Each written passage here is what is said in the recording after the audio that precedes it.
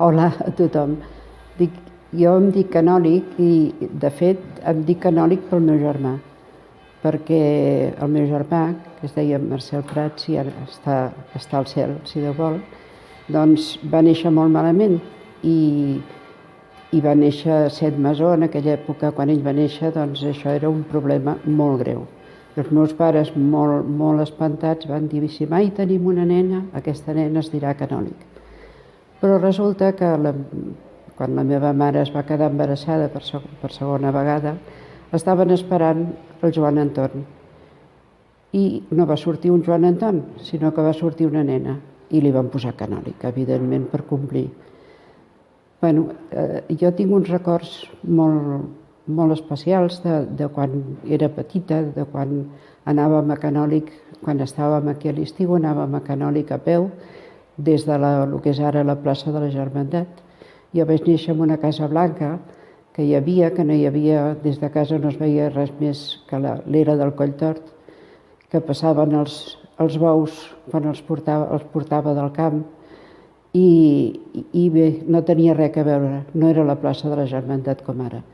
I aleshores sortíem de casa, sortíem molt aviat del matí i anàvem a peu fins al pont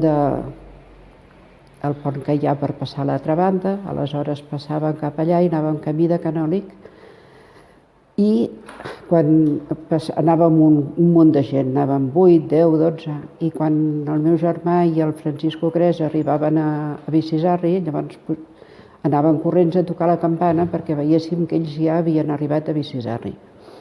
I aleshores continuàvem tots fins a Canòlic, i a Canòlic jo recordo que obríem l'església i jo era petita i m'espantava perquè veia una quantitat de braços, de mans, de caps, de cera, i jo pensava: però això què és?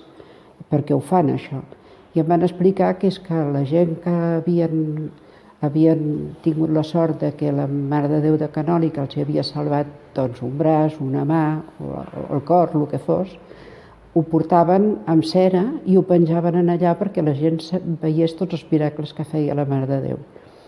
Aleshores, jo quan sortíem d'allà de dir hola a la Mare de Déu, doncs anàvem a la casa que hi havia darrere i pujàvem, enceníem el foc, i també recordo que mentre es preparaven per fer les costelles a la brasa, es preparava la llosa i tot això, amb el meu pare, el Jaume, i amb el meu germà anàvem cap a un camí que hi ha sobre Canòlic, anàvem a collir bolets, anàvem a collir rovellons per fer el migdia, junt amb la carn, per menjar tota la família. I després de dinar teníem la costum, a Canòlic sempre hi havia un llibre, que era com un dietari, que era un llibre llarg, i llavors allà obríem i cada any posava cadascú, la vegada que pujàvem, posàvem un escrit: pujo per no sé quantes vegades, etc. I a mi em feia molta il·lusió, em hagués fet molta il·lusió tornar a veure aquests llibres. Mai he sabut què es va fer d'ells, es van perdre, els té algú, no ho sé.